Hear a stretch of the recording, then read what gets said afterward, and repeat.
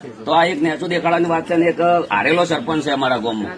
તો એ વ્યક્તિ કોલ રેકોર્ડિંગમાં એવું બોલ્યો છે કે આ લોકો નીચ છે. તો પેલા હું ગામ ના કરો તો ગમે તે જગ્યાએ આયોજન થાય અને આવું આયોજન દરેક ગામમાં થયું છે. બરાબર, એવું આયોજન આપણા ગામમાં કોઈ થયું નથી. એક બી વ્યક્તિનો મારા ઉપર ફોન નથી આવ્યો કે એક બી વ્યક્તિ મને એવું કીધું નથી કે તમે આ બંધ રાખશો કે આવી. કદાચ કોઈ એવો વ્યક્તિ મને કહે કે મેં તમને ફોન કરી કીધું છે તો એ વ્યક્તિ કઈ જગ્યાએ આપણે શોખ તૈયાર છે. બરાબર, અથવા લોકોને જે આગેવાનો હતા એમને આ રાત દાડો ફોન કરીને જે એમની પર્સનલ દુશ્મની મારાથી કાઢવા માટે એમનો પર્સનલ અત્યારે છોકરા પ્રગતિ ના કરે, કદાચ એમને ખટાતું બી ના હોય કે ચાલો અમારા પ્રતિષ્ઠા હતી તો અમારા ઘરનો 1,75,000 ફાળો હતો, મારા કન હતું મેં આલ્યું. ગાડી છે મારા કન હારી, તમે ચોક ઉભા હોય હું લેતા હોઉં. કદાચ તમારા કન ગાડી હારી ગાડી હોય તો કદાચ મારે ડિલિવરી હોય દવાખાનું થવું ના પેલા તમે લઈને આવો. કદાચ આ લોકોને ખટણું થાય 2, 3, 4 જણા ગોમના છે, એક બે આજુના બાજુના ગોમના છે. આ લોકોને એક મારા ઉપર ષડયંત્ર રચ્યું છે. કદાચ આ લોકો સાચા હોય તો મને બોલાવત, મને પૂછો. આ લોકોને મને કોઈ પૂછવું નથી. એટલે મારા ગોમનું કેવું એટલું છે કે ગોમ રાજા છે અને કદાચ ગોમે આવીને મને કીધું હોત ને કે તારા છોકરા માફી માંગવી પડે તો આપણે ગોમ આગળ માજી લો.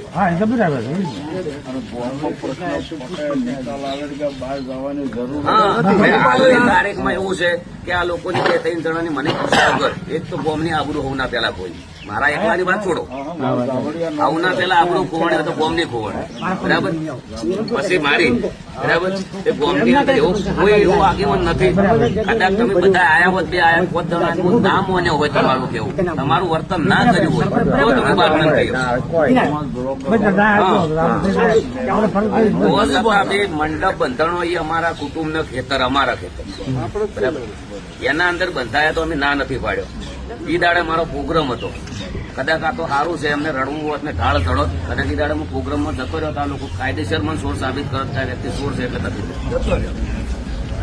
બરાબર, પછી જે વરઘોડું કર્યું એના અંદર મેં ઉલ્લેખન નથી કર્યું. અમારા 42 ની અંદર વડોની અંદર એક બંધારણ થયેલું છે. એ પત્રિકા મેં નવગણજી ઠાકોર કન મગાઈ, એમને મને વોટ્સઅપ પત્રિકા કરી. એ પત્રિકાની અંદર મેં વાંચ્યું તો ઝોનની અંદર ડીજે ના લઈ જાઉં અને તમે ગોમમાં વગાડી તો બિલકુલ હું કોઈ વાતે ગુનેગાર નથી. તો આ લોકોને મને ગુનેગાર સાબિત કેવી રીતે કરી? ડાયરેક્ટ સમાજ બહાર કાઢી દેવો. સમાજ કહેવાનો હમણાં સોરું કસોરું થાય, માવતર ના થાય. સમાજ એક એવી વસ્તુ હોવી જોઈએ, છોકરાને, પરિવાર, કુટુંબને, દરેક વ્યક્તિને હાથે લઈને હેડે, એને સમાજ કહેવાય. બરાબર, અને સમાજે કદાચ ને મને બોલાઈને દડ કર્યો હોત કે આ છે તે છે, હું ના પાડું તો એ લોકો મને સમાજ બહાર કાઢી એક વસ્તુ કોઈ પણ ભૂલ છે એમાં કોઈ પણ માફી માંગે કે આનું વર્તન કરવાથી આવે એને છોડી દેવાય. એવું ગાય કે મારી દે કે ભાઈ જે આ વસ્તુ તમે કરી હવેથી આ વસ્તુ આપણે કરતા નહીં અને બરાબર એનું પાલન કરવું. તો આમાં ગોમને કહેવાની જરૂર તો આ બધા બાજા લાવવાની જરૂર. હવે તમે એમાં મારો કોઈ રજૂઆત મેં કરી એના અંદર મારો કોઈ બી પ્રશ્ન ખોટો હોય તો તમે મને કહી શકો.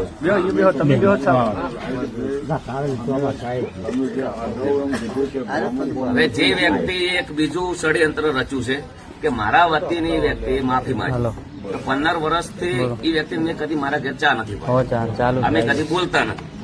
કદાચ માફી માંગે તો ફતુવા માંગે, કદાચ મને પૂછીને માંગે, મારા ઘરના માંગે. બરાબર, તો એ વ્યક્તિને મને પૂછ્યા વગર માફી માંગવાની આવે છે. જો એક ષડયંત્ર છે મને નેચું દેખાડવાની, ગોમના છોકરાને પાડવાની એક ટાર્ગેટ કર્યું છે આ લોકોને. એક ગોમ પાડોશી ગોમનો એક વ્યક્તિ છે એમના સડાવવાથી આ લોકોને આવ્યું કર્યું.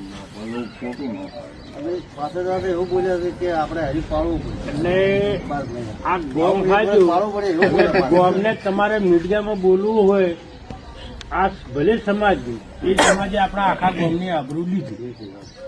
પેલું તો સમાજને ગોમને પૂછવું તો આ હોય ને કર્યું તો ગોમને પૂછવું તો ગોમ ન્યાલ આવે ને. હવના પેલા ગોમ, હવના પેલા ઘર, પછી આપણા ભાઈ, પછી આપણો પાડોશી, પછી આપણું ગોમ ને પછી આપણું બાર સમાજ. હવના પેલા ગોમ રાજા છે. કોઈ બી જે કરે ને ગોમ કરે. હવના પેલા આ લોકોને આયોજન પેલા ગામમાં કોઈ મિટિંગ કર્યા વગર, મને કીધા વગર આ લોકોને આયોજન જ કેવી રીતે કર્યું? હવે મહારાજ તમે અમે તમને ગામને જણાવીએ. હવે આગળ વિડીયો એવા વાયરલ થતા કે ભાઈ બહારના બધા જોવાયા છે, કોઈ ઝાબડિયાના છે નહીં, એટલે આ બધા ઝાબડિયાના છે હવે આ આપણે ડીજેની વાત છે બરોબર, ગબ્બરભાઈએ ડીજે વગાડ્યું એની, એટલે એમાં આપણે ગબ્બરભાઈ આજ દિવસ સુધી કોઈ ગામમાં કોઈને નડ્યા નથી, અને આપણા ગામમાં કોઈ આવી મીટિંગ પણ નથી થઈ, આપણા ગામમાં કોઈ મીટિંગ નથી થઈ, અને કદાચ એની કોઈ ભૂલ થઈ હોય તો કહેવાનો મતલબ કે પેલા ગામને સોલ્યુશન કરવું પડે. આ 4-5 જણા જે ગોમના છે એમને ખબર છે એમનું એક ષડયંત્ર છે મને નેચા દેખાડવાનું, મને પાડવાનું. હા હા બરાબર.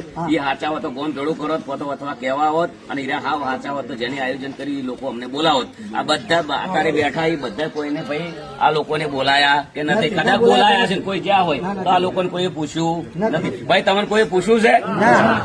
આ તો બોલજો કોઈ પૂછ્યું છે ભાઈ અમે મીટિંગ કરે છે કે આ છોકરાને માફી મગાવવાની છે, પૂછવાનું છે, સાચી વાત. એવું કોઈ ચર્ચા થઈ? એ હોય તો કહેજો.